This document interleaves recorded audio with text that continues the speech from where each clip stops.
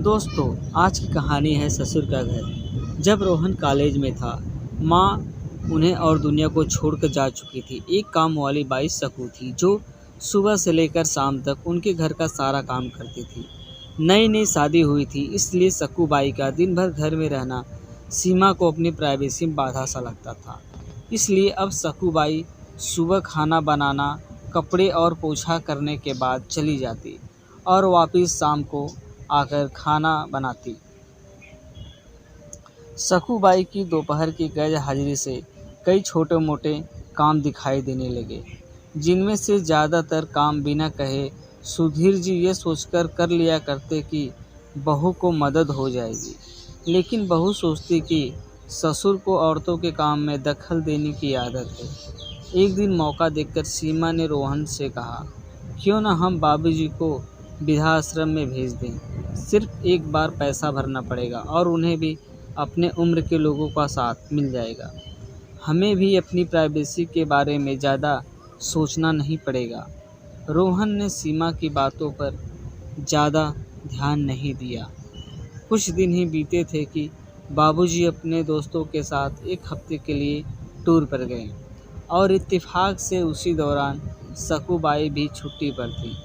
फिर क्या, सीमा को जैसा चाहिए था वैसा समय मिलने लगा।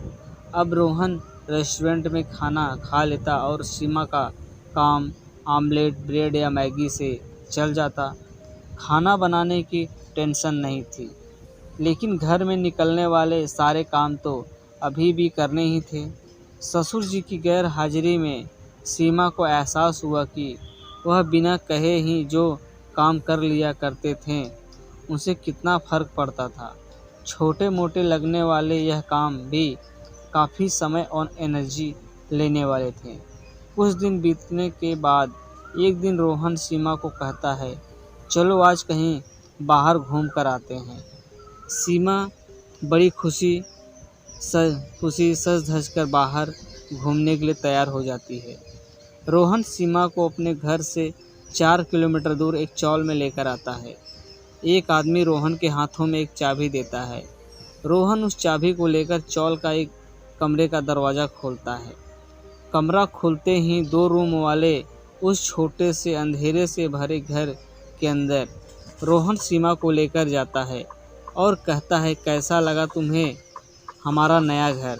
रोहन कहता है, हम अगले महीने से इसी मकान को भाड़े से लेकर रहेंगे, अलग और अपनी प्राइवेसी का मज़ा लेंगे। अभी मेरी आमदनी के हिसाब से हम इसी को अफोर्ड कर सकते हैं। रोहन का व्यवहार सीमा के समझ में नहीं आया। वह चौंकते हुए कहती है, हमारे पास अपना इतना बड़ा घर तो है, फिर क्यों हम भाड़े से रहेंगे। रोहन उसे टोकते हुए कहता है, सोच समझकर बोला करो, वह घर हमारा नहीं है, वह तो माँ बाबूजी का है। तुम्हारे पास सिर्फ 1 महीना है सोचने के लिए कि तुम्हें आगे क्या करना है। दोनों वहाँ से वापस अपने घर लौट आते हैं। पूरे रास्ते सीमा के दिमाग में तरह तरह के विचार चल रहे थे। घर पहुँचते ही उसने रोहन से कहा, माना कि यह घर माँ बाबूजी का है, लेकिन क्या हमारा इस घर पर कोई हक नहीं है।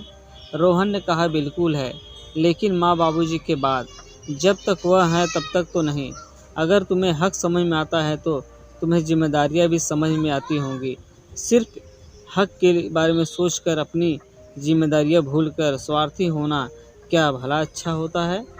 सीमा के पास रोहन के इस सवाल का कोई जवाब नहीं था।